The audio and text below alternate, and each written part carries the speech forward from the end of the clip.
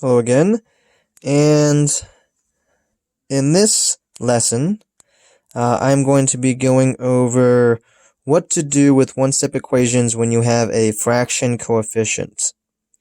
So just to review, a coefficient is just a number in front of a letter. So in this case, my coefficient would be 2/3. In this case, my coefficient would be 1/4. In this case, it would be -1/5, and so on and so forth. Now, as with all, this one's missing a letter. Let's put a letter here. How about we use, I don't know, we use T. I think didn't use T yet, did I? Nope. Okay, so we use T. Okay, so anyways, back to these equations. In the previous one-step equations, we were trying to get our letter by itself. So again, we wanted X or Y or Q, whatever equals a number. And we're still going for the same thing here. However, we are dealing with fractions, which makes things a little more complicated. So I'm going to go over two things here. The first I'm going over to is, again, how to get rid of that fraction coefficient. Now, the quickest way, the easiest way to get rid of a fraction coefficient is to multiply it by what's called the reciprocal. The reciprocal is simply the fraction upside down. So in this case, I have 2/3 times y. So in order to get rid of that 2/3 times y, I'm going to multiply it by the reciprocal, which is 3/2. So all I did is flip that fraction upside down. Now, if you remember our fraction multiplication problems, this is ultimately going to give us 1. If you would actually multiply this, it's going to give me 6/6. And again, any number over itself is equal to 1. So ultimately, this is going to give me 1y, which again is simply equal to y. Because 1 times anything is just itself.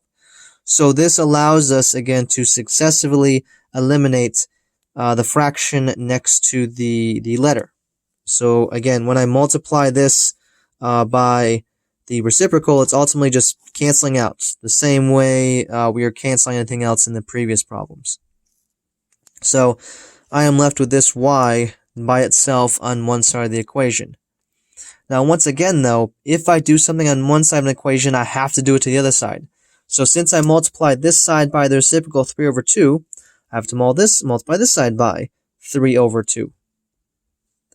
Now again, just a quick reminder, if you have a whole number multiplied by a fraction, that whole number has to go over 1. Again, I didn't change the value, all I did was give it a denominator to work with. And then you multiply across the top and across the bottom. So again, we're not cross multiplying, we're multiplying across. So 3 times 3 is equal to 9, 1 times 2 is equal to 2. Now, sometimes I can leave my problem like that, my answer like that. A lot of times you can't. So again, if we're trying to convert this, I'm not going to get into too crazy detail as to how to do this. If you want more information, you can check out one of my fraction videos. So ultimately, though, what we're just doing is we're looking for how many times 2 goes into 9 evenly. In this case, it happens to be 4. Now, what would be left over would be the 1, because 2 times 4 is equal to 8, and 9 minus 8 is equal to 1. So this would be my answer. So in this particular case, y is equal to 4.5. So let me go over another one over here. Again, we have 1/4 x is equal to 12.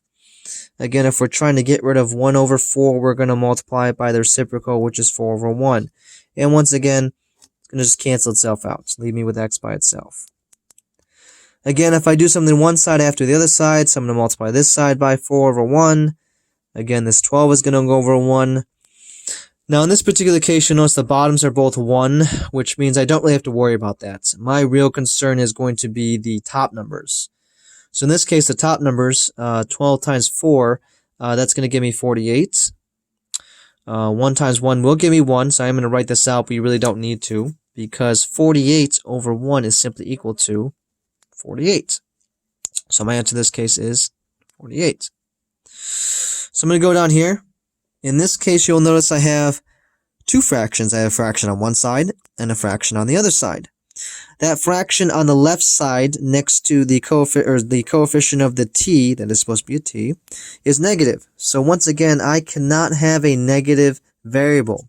So what I'm going to do is I'm not going to just multiply that by 5/4, but I'm going to multiply it by negative 5 over 4. Because once again, a negative times a negative is made positive. So again, that's going to cancel out the signs. And again, multiplying 4/5 by its reciprocal, 5/4, will get rid of it. So once again, these will cancel out, leaving me just with t on one side. And I'm also going to multiply this side by negative 5 over 4. Oops, negative should go on this side, sorry. 5 times 1 is 5. 2 times 4 is 8.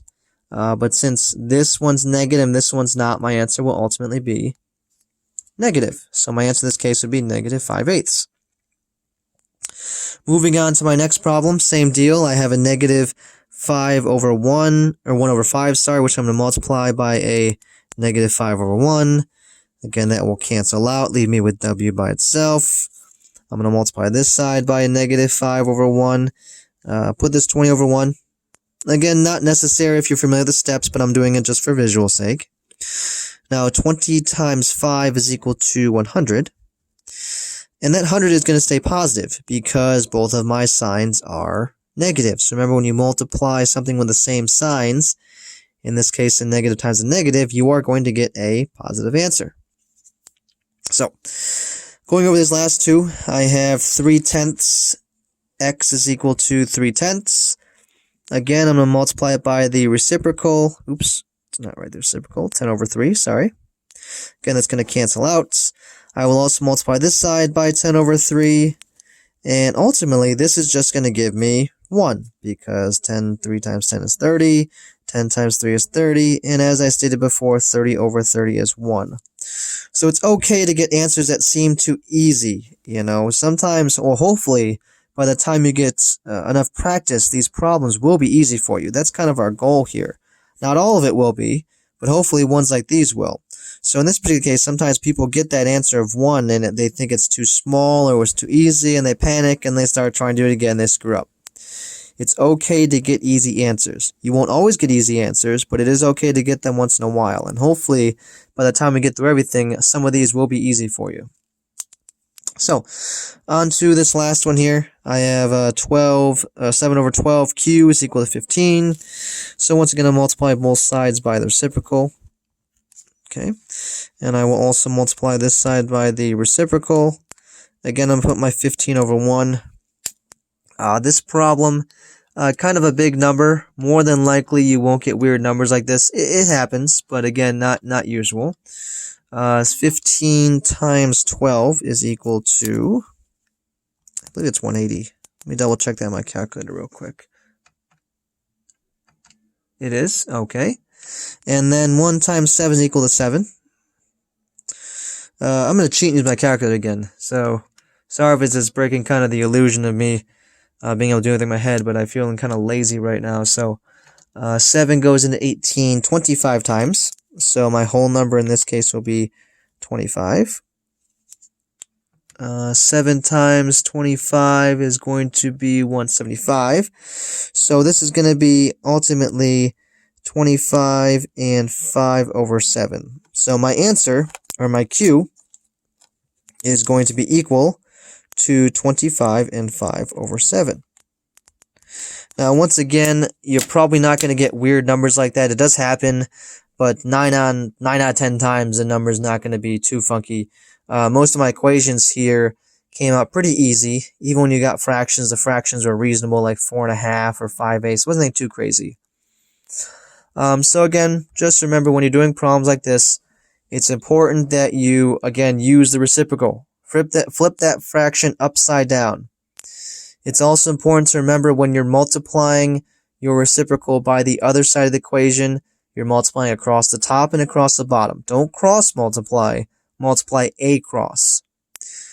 And finally, like with any problems, make sure you're watching out for your signs. Signs are very important because on a lot of the questions on the test, what they will do is they will give one option being the positive version of your answer and the other problem answer being the negative version of your answer. So for example, in this particular problem, I guarantee you that negative 100 would be one of the options for this test for a possible answer, which as we know is incorrect.